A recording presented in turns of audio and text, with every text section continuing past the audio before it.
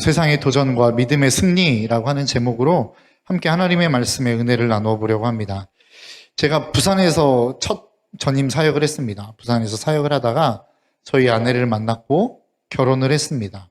그러니까 이제 결혼을 하고 나니까 결혼을 하고 아이가 생기다 보니까 차가 좀 필요하더라고요. 그런데 이제 저희가 차를 살 형편도 안 되고 그래서 저희 처형이 타고 있던 차를 저희가 쓸 수 있도록 배려를 해줬습니다. 그래서 저희가 그 차를 잘 가지고 다녔는데요.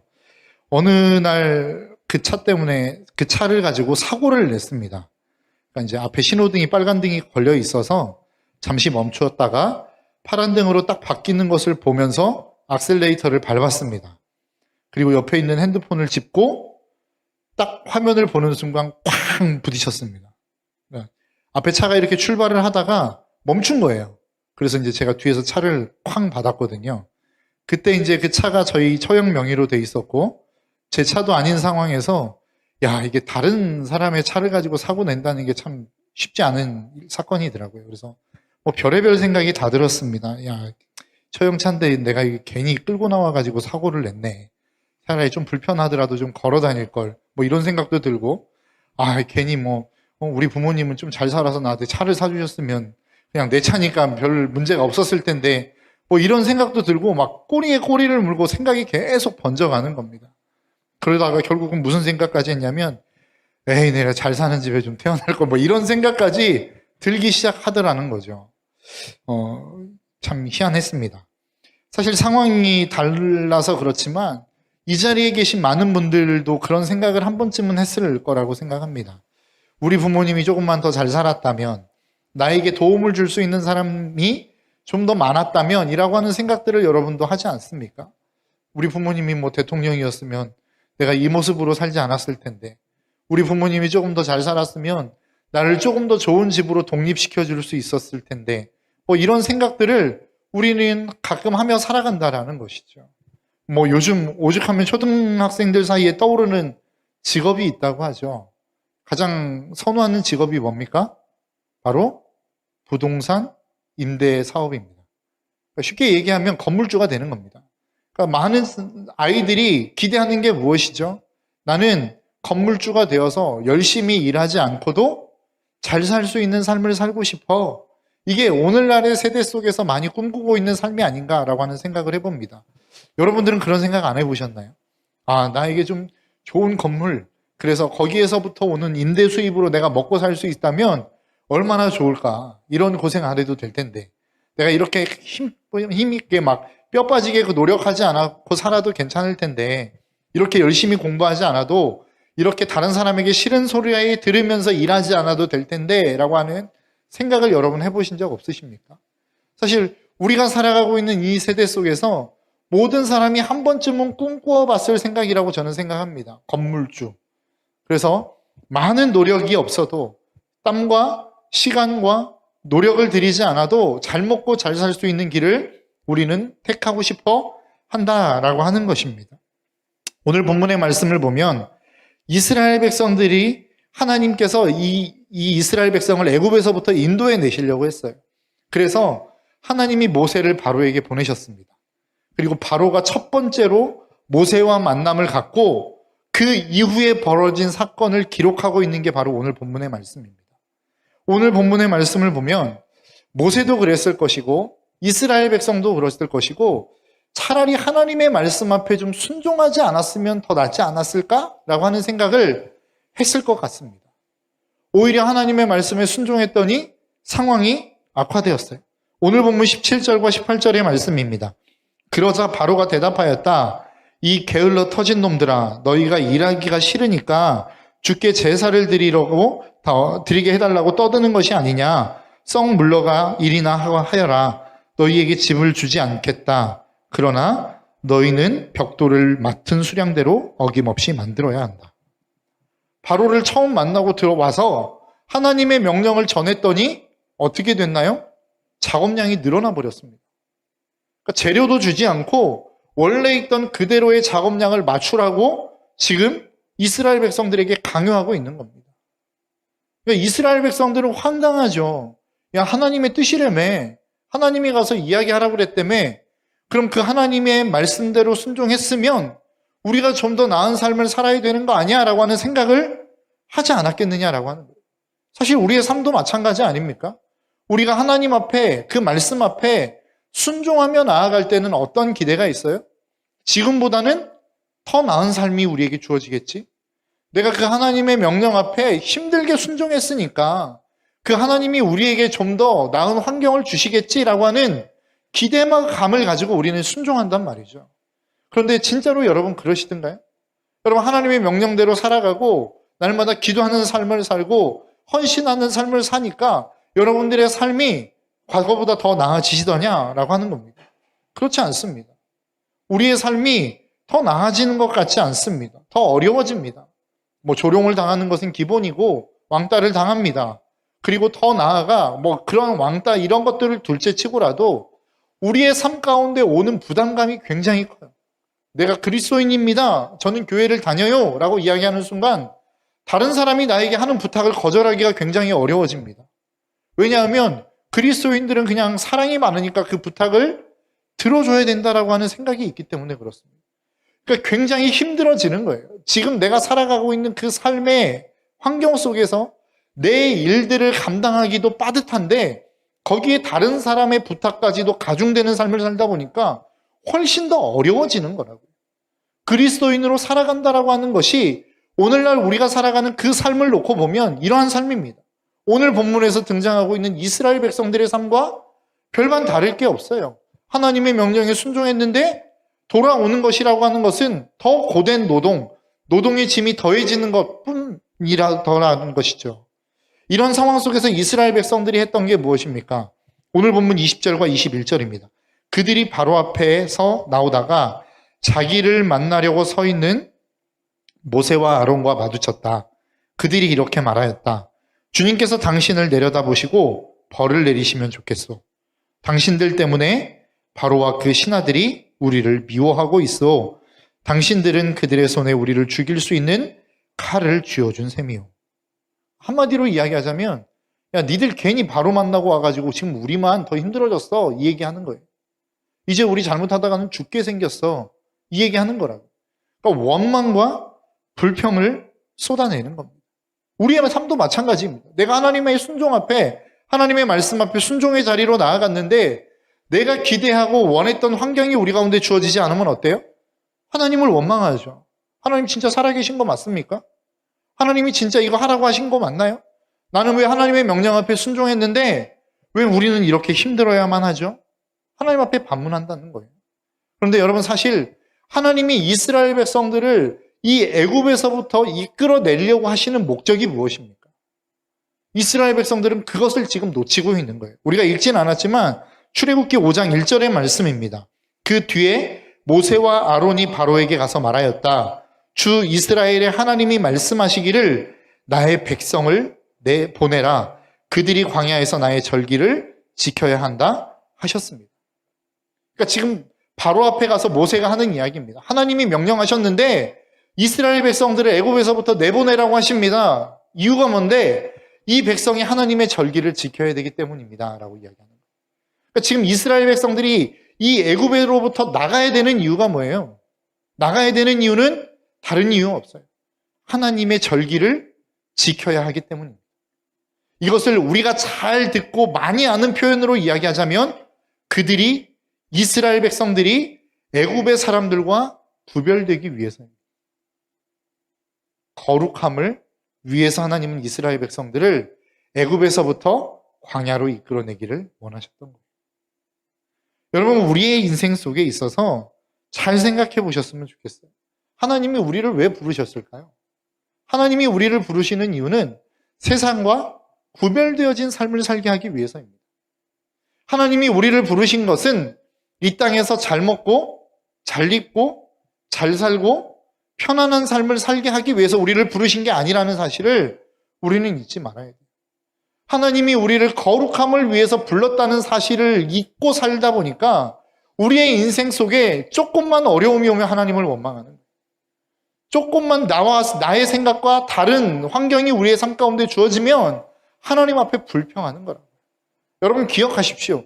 하나님이 여러분들을 이 땅 가운데서 부르신 이유는 하나밖에 없어요. 거룩함입니다. 세상과 구별되어진 삶을 위해서 하나님은 저와 여러분들을 부르셨어요. 그런데 세상이 우리를 향하여 도전하는 도전의 내용이 무엇입니까? 그 도전의 내용은 야, 너희들 힘들게 살 거 뭐 있어? 편하게 살아.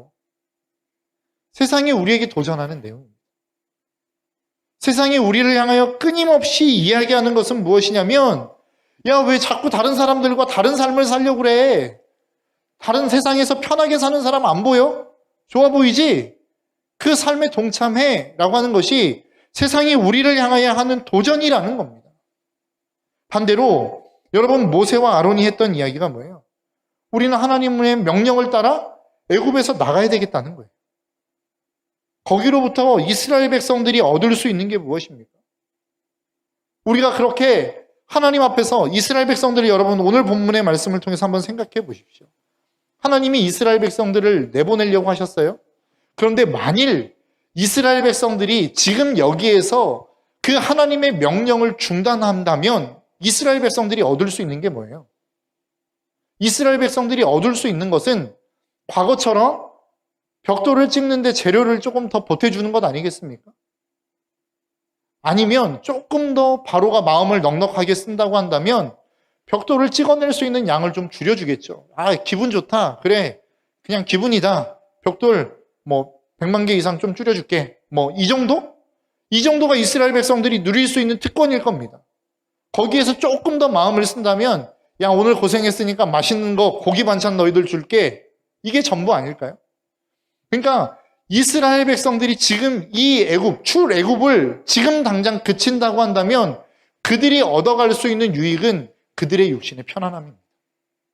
그러니까 세상이 끊임없이 우리를 향하여 이야기하는 것, 막아서려고 하는 것, 우리가 애굽으로부터 나아가려고 할 때 세상은 갖은 방법을 다 동원해서 우리를 막으려고 합니다.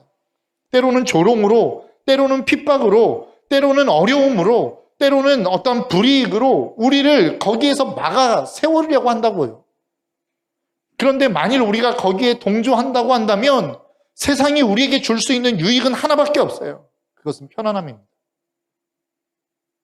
이스라엘 백성들이 거기에서 출애굽을 멈춘다고 한다면 그들이 얻을 수 있는 것은 조금의 잠깐의 육신의 편안함 뿐이었던 것처럼 우리가 하나님의 비전, 하나님의 꿈, 하나님의 명령을 지금 당장 내가 이 자리에서 멈추고 순종하지 않았을 때 얻을 수 있는 유익은 하나밖에 없다고요.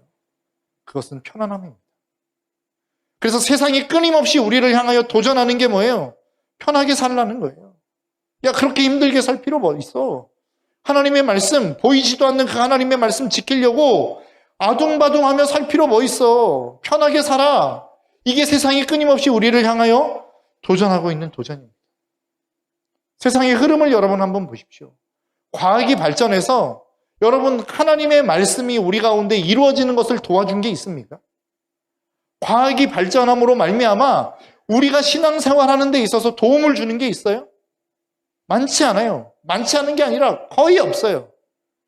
그것이 우리에게 준 도움이 있다고 한다면 우리의 편안함 뿐입니다. 과학이 발전해서 손수 빨래하지 않아도 됐어요. 과학이 발전함으로 말미암아 우리가 걸어 다니지 않아도 괜찮아졌어요. 과학이 발전함으로 말미암아 우리가 힘든 삶을 살지 않아도 됐어요. 무겁게 들어야 되는 모든 것들을 기계가 다 들어주는 역할들을 감당해요. 그러니까 과학이 발전하면 발전할수록 우리에게 주는 유익은 한 가지밖에 없어요. 편리함입니다. 성경이 우리에게 요구하는 것들, 그것을 이 과학이 발전함으로 말미암아 우리에게 주는 유익은 하나도 없더라는 것이죠. 마태복음 4장을 보면 예수님이 40일 금식하시고 마귀에게 시험을 받기 위해서 광야로 내몰리십니다. 그때 마귀가 예수님을 유혹하는, 시험하는 시험의 내용이 세 가지죠. 첫 번째는 돌로 떡덩이를 만들어 먹어라. 두 번째는 성전에서 뛰어내려봐라. 세 번째는 절 한번 해봐라. 그런데 여러분 이 시험의 강도, 이 시험을 예수님이 받았던 시험이라고 생각하지 말고 우리가 받는 시험이라고 여러분 한번 생각해 보십시오. 첫 번째 시험, 굉장히 어려운 시험입니다. 어려운 시험이 아니라 불가능한 시험이에요. 여러분 여기서 돌로 떡을 만들 수 있는 사람이 있습니까? 물론 모양은 만들 수 있겠죠. 손재주가 좋은 사람은 떡처럼 만들 수 있는 사람이 있을지 모르겠습니다. 떡과 가장 똑같은 모양으로 만들 수 있는 사람은 있을지 몰라요. 그러나 그 돌멩이로 떡을 만들어낼 수 있는 사람은 아무도 없다고요. 그러니까 우리의 입장에서 봤을 때 첫 번째 시험은 완전 불가능한 시험입니다. 두 번째 시험은 무엇이었죠? 성전에서 뛰어내려가라. 사실 이것은 그냥 목숨을 담보로 한 것이긴 하지만 할 수 있습니다. 용기를 내면 뛰어내릴 수 있어요. 목숨은 보장할 수 없겠지만 뛰어내릴 수는 있을 것 같습니다. 그러니까 굉장히 어려운 결단이 필요하긴 하지만 할 수는 있는 유혹이에요. 그런데 여러분 세 번째 유혹을 보십시오. 나에게 절해봐라. 사실 이것은 좀 자존심의 문제죠. 내가 자존심을 살짝 굽히면 언제든지 할 수 있는 겁니다.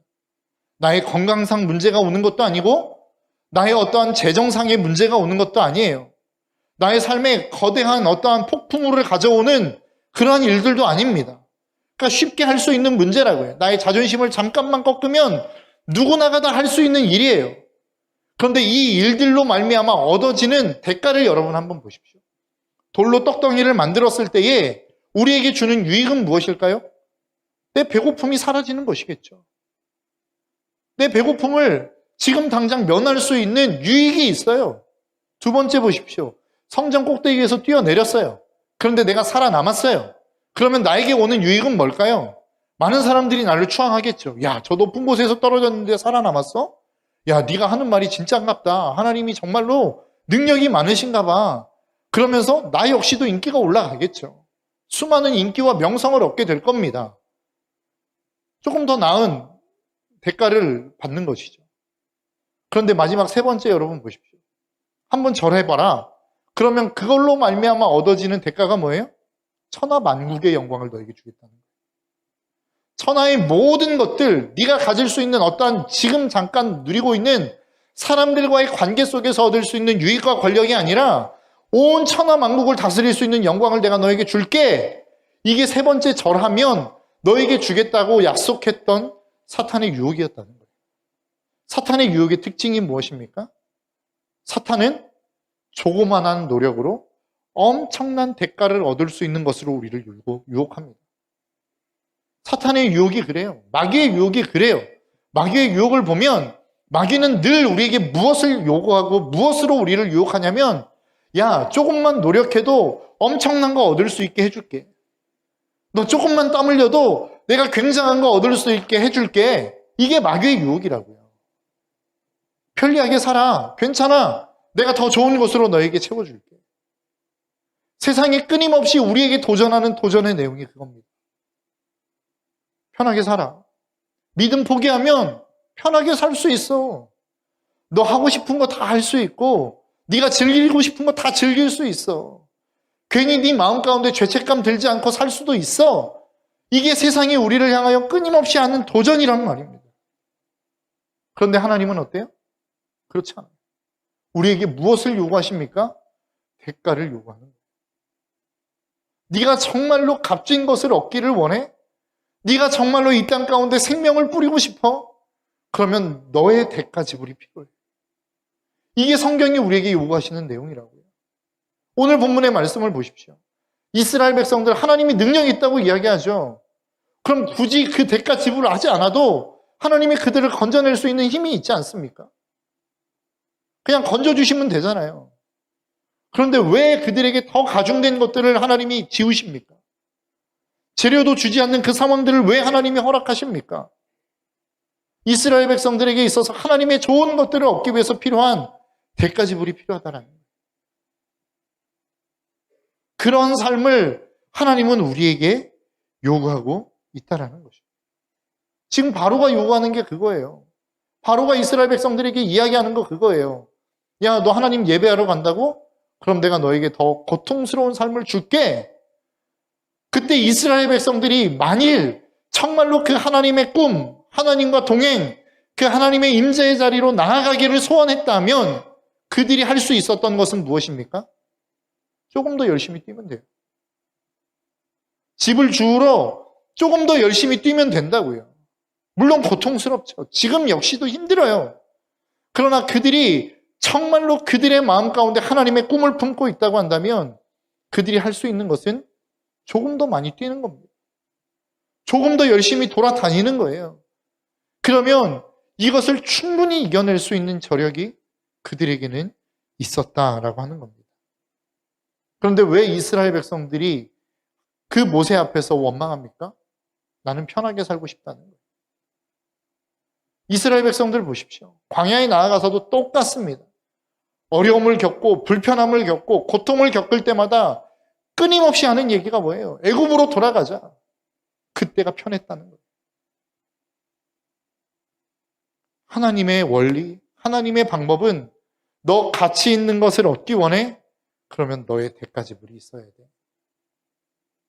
대가지불 없이 우리 안에 고귀한 것을 얻을 수 있다고 하는 유혹, 절대 성경적인 것 아닙니다. 절대 하나님의 말씀 아닙니다. 하나님의 말씀이 우리에게 분명하게 말씀하는 원리는 무엇이냐? 네가 진짜 고귀한 것을 얻고 싶다면 거기에 걸맞는 대가지불이 필요하다. 더 뛰는 일들이 필요하다는 겁니다. 그래서 세상은 우리에게 끊임없이 이야기하죠. 합리적으로 살아. 경제적으로 살아. 다른 사람들 봐가면서 분위기 맞춰가면서 살아. 이게 세상이 우리를 향하여 하는 도전이란 말입니다. 그런데 하나님은 한 번도 우리에게 경제적으로 살라고 이야기하지 않았어요. 한 번도 하나님은 우리에게 합리적으로 살아가라고 이야기하지 않았어요.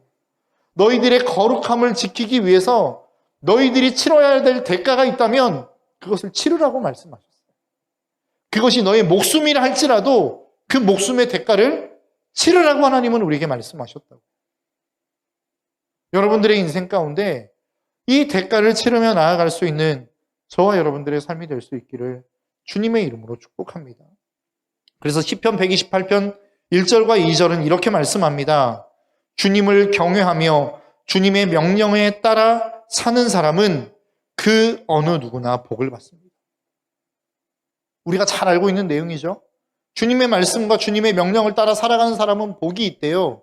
그런데 시편 128편 2절은 그 복이 무엇인지를 이렇게 말씀합니다. 내 손이 일한 만큼 내가 먹으니 이것이 복이요 은혜이다.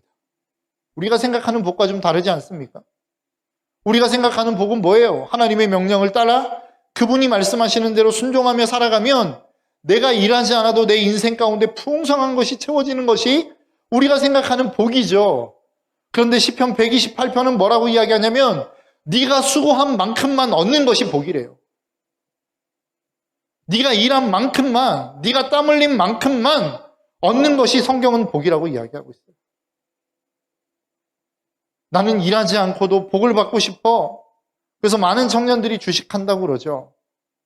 재테크를 한다고 이야기합니다. 나쁜 것은 아니에요. 불법은 아니에요. 그러나 한탕을 기대하며 하는 주식, 저는 하나님이 원하시는 방법은 아니라고 생각합니다. 내가 조금 더 잘 살아보기 위해서, 많은 재물을 얻기 위해서 노력하지 않아도 괜찮은, 그래서 얻을 수 있는 그 무엇인가를 자꾸만 갈망하고 있다면 나는 지금 성경적인 방법대로 살아가는 삶은 아니라고 하는 사실을 여러분 꼭 기억하셨으면 좋겠어요. 하나님은 우리에게 무엇을 말씀하십니까? 나는 네가 땀 흘린 만큼만 가져갔으면 좋겠어. 나는 네가 땀 흘린 만큼만 결과물을 얻었으면 좋겠어. 이게 하나님이 우리에게 주시는 명령이요, 말씀이요, 삶의 원리라고 하는 사실. 말씀을 좀 정리하며 나아가고 싶습니다. 여러분, 세상은 우리에게 이야기합니다. 야, 너 이 땅 가운데 편하게 사는 방법이 있어. 일하지 않고도 수많은 것들을 얻을 수 있는 방법이 있어. 그러나 주님은 우리에게 말씀하십니다. 그런 방법은 없어. 너 나를 따라오고 싶어? 그러면 자기 부인하지만 네 십자가, 네가 짊어져야 될 십자가가 있어. 그거 짊어지고 나 따라와. 하나님은 우리에게 말씀하십니다. 여러분, 믿는 사람들의 승리가 무엇일까요? 오늘 우리가 함께 찬양하려고 하는 찬양인데요. 승리의 고백이라는 찬양입니다. 그 찬양의 가사의 고백에 이런 가사가 있어요. 내 손에 든 것 하나 없어도, 의지할 모든 것 하나 없어도 나 여전히 찬송할 나의 주님, 승리를 주시는 나의 주님. 이 가사의 내용이 무엇입니까? 내 손에 든 것 하나 없대요. 내가 의지할 것 하나도 없대요. 우리의 인생 속에서 내가 바라볼 수 있는 게 하나도 없다는 거예요. 그런데 그리스도인의 승리는 뭐예요? 내가 손에 든 것 하나도 없는 그 상황에서, 내가 바라볼 분 하나도 없는 그 상황에서 손에 든 것이 많아지는 것이 승리라고 이야기하지 않아요. 내가 바라볼 수 있는 사람이 많아지는 게 승리라고 이야기하지 않아요. 내가 그곳에서 여전히 주님을 찬송하는 것. 내가 그곳에서 여전히 하나님의 방법대로 그 삶을 살아가는 것, 이게 그리스도인의 승리예요. 우리는 승리하면 내가 무엇인가 굉장한 사람이 되고 굉장한 위치에 올라가고 굉장한 소유를 얻는 것을 우리는 승리라고 이야기하는데, 승리는 그런 게 아닙니다. 승리는 내가 불이익을 얻고 내가 좋은 것들을 받지 못하고 하나님의 말씀의 원리대로 살아가면 바보 같고 유익을 얻을 수 없고 힘들고 어려운 삶을 기다리고 있다는 것을 뻔히 알매도 불구하고 그 길을 믿음으로 걸어가는 게 그리스도인의 승리라고요. 만일 여러분들이 우직하게 정말로 많은 사람들이 바보라고 이야기하지만 그 말씀의 원리로 살아가고 있다면 여러분들의 인생은 이미 승리한 인생을 살아가고 있는 거예요. 근데 여러분들이 가진 게 많고 손에 쥔 게 많고 누릴 수 있는 게 수없이 많다 할지라도 하나님의 원리와 전혀 상관없는 삶을 살고 있다면 하나님이 보실 때 여러분들의 인생은 패배한 인생을 살아가고 있는 겁니다. 하나님 안에서 승리하는 인생을 살아가시기를 주님의 이름으로 축복합니다. 이 시간 우리 함께 좀 찬양하며 나아갔으면 좋겠습니다.